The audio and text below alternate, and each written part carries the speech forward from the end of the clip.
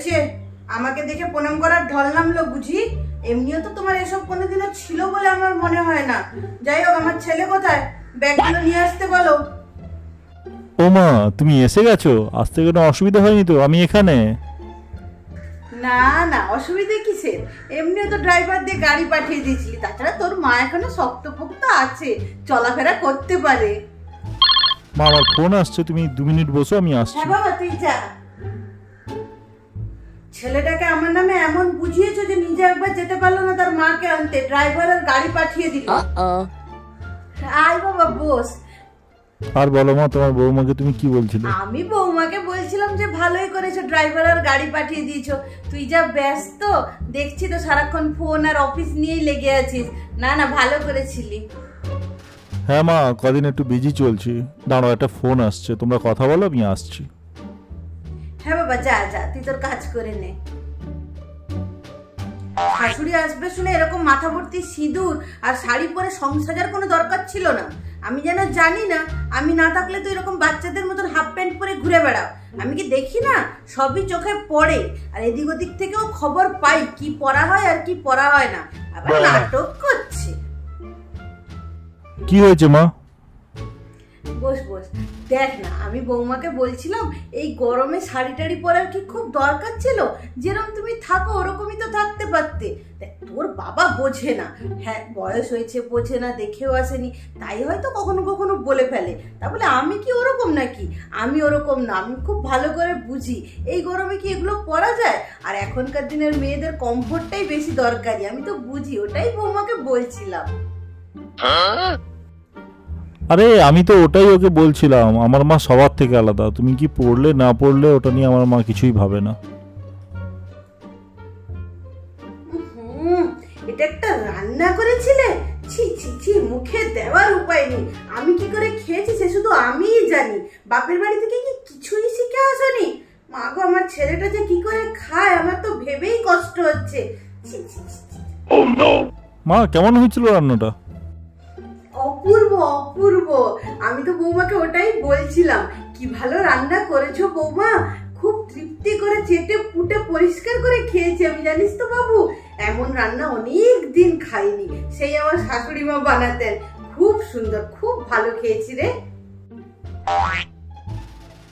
ছেলেকে নিয়ে শপিং করতে যাচ্ছ, যাও, কিন্তু সব টাকা উড়িয়ে দিয়ে এসো না।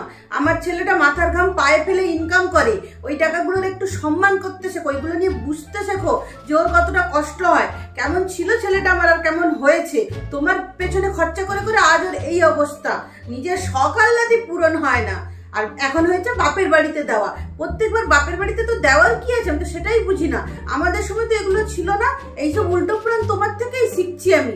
সে যাই হোক, বিয়ে করে যেন সাপের 5 পা দেখেছে, সকাল্লাদি পূরণ হয় না ওর। দেখে শুনে খরচা করবে আমার ছেলের টাকা। কি গো, হলো তোমার? মা, তোমাকে তো যেতে বললাম, তুমি তো গেলে না। চলো, সাবধানে থাকো। হ্যাঁ না রে, আমি আর কি করে যাব? আমার কি আর সেই বয়স আছে? 3 কাল কি 1 কালে ঠেকেছে, হাঁটুটাও আর এখন সাথ দেয় না। তোরা বরং যা, ঘুরে আয়। কি আর বলবো, বৌমাকে একটু বোঝাচ্ছিলাম। আর আমার জন্য শাড়ি টাড়ি কিছু আনতে যাস না, ওটাই বৌমাকে বলছিলাম। আলমারি ভর্তি আমার শাড়ি পরে আছে, কি হবে? তোরা এত দিস যে আমি তো পরিও কোথাও বেরাই না। ওই জন্য বলছিলাম এবারে আমার জন্য না কিনে ওর মায়ের জন্য একটা কিছু কিনতে। বাপের বাড়িটা দেওয়াটাও তো দরকার। না না, ওনার জন্য একটা ভালো দেখে শাড়ি নিয়ে আসবি, ঠিক আছে? হ্যাঁ মা, সবার জন্যই নিব। আসি তাহলে। হ্যাঁ, আয় বাবা, সাবধানে আসিস। দুর্গা দুর্গা।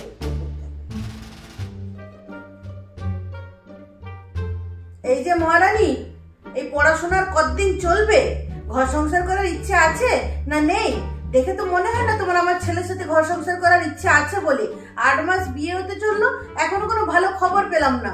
যখনই জিজ্ঞেস করি তখনই কিনা আমার পড়াশোনা চলছে। কি এমন পড়াশোনা করছো যে শেষই হচ্ছে না? এমন পড়াশোনা যেন তুমি কোনো রাজকার্য উদ্ধার করতে যাবে, থাকবে খাবে তো সেই আমার ছেলের টাকাতেই, তার আবার পড়াশোনা। কি বাচ্চা? দেখ না বাবু, বাইরে পার্কে কি সুন্দর বাচ্চাগুলো খেলে বেড়াচ্ছে, তাই বৌমাকে বলছিলাম। হ্যাঁ, কি বলছিলে? আরে না না, তুই এত ভয় পাচ্ছিস কেন? আমি তোদেরকে বাচ্চা নিতে বলিনি। না না, সেসবের অনেক সময় আছে, নিজেরা একটু গুছিয়ে টুছিয়ে নে, তারপরে বাচ্চার কথা ভাববি। আমি বৌমাকে বলছিলাম বাইরে পার্কে বাচ্চাগুলো খেলছে, এত সুন্দর লাগছে যে তোর ছোটবেলার কথা মনে পড়ে গেল। এখনকার বাচ্চারা আর বাইরে খেলতে যায় কোথায়? ওই তো মুঠো ফোন আর বোকা বাক্সতেই বন্দি, ওরা আর বাইরে কোথায় খেলতে যায়? তাই ওদেরকে দেখে তোর ছোটবেলার কথা মনে পড়ছিল, তাই বৌমাকে বলছিলাম যে খুব ভালো জায়গায় ঘর নিয়েছো।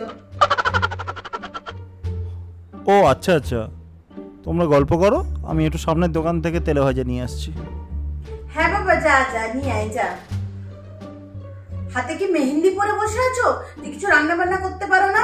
যখন দেখো ছেলেকে অর্ডার করে দিচ্ছ, সকাল বিকেল খাওয়া চলে আসছে মুখের সামনে। কিছু জানো না তো শিখতেও তো পারো, শেখার তো অনেক জায়গা আছে, সেগুলো দেখে কিছু করতেও তো পারো। তা করবে কেন? ওগুলো করতে তো কষ্ট হয়, তাই না? হাত পুড়িয়ে রান্না করতে যাবে কেন? যখন অর্ডার করলে মুখের সামনে এসে যায়, কষ্ট তোমরা কেউ কিছু করবে না। আমার ভোলা ভালা ছেলেটা, ওকে যাই বোঝাও ও তাই বোঝে। টাকাগুলো কিভাবে খরচা হচ্ছে ওগুলো তো আর বোঝে না, ভালো মন্দ বিচার করার ক্ষমতা ওর কোনোদিনই ছিল না। আমার ভোলা ভালা ছেলেটাকে পটিয়ে নিয়ে এখন সব টাকা জলের মতো উড়াচ্ছে। কে মা? ও তুই চলে এসেছিস? না না, আমি বৌমাকে ওই পাড়ার রামু কাকুর কথা বলছিলাম। তোর মনে আছে রামু কাকুকে? আরে আমাদের বাড়ির পাশে যে ছিল। হ্যাঁ, ও কিরকম ওর বউয়ের কথায় উঠতো বসতো, ভালো মন্দ তো কিছু বুঝতো না, কোনটা খারাপ কোনটা ভালো। যখন ওর বউ যা বলতো ও ওটাই করতো। তার শেষ পরিণতি কি হয়েছিল তুই তো জানিস। আমি ওটাই বৌমাকে বলছিলাম, গল্প করছিলাম আর কি আমাদের গ্রামের। হ্যাঁ বৌমা, বাবু চপ সিঙ্গাড়া নিয়ে এসছে, যাও মুড়ি মাখাও আর চা করো, সন্ধ্যেটা জমে যাবে একদম। আয় বাবা বস। ভালো করেছিস, নিচ থেকে গিয়ে নিয়ে এসছিস।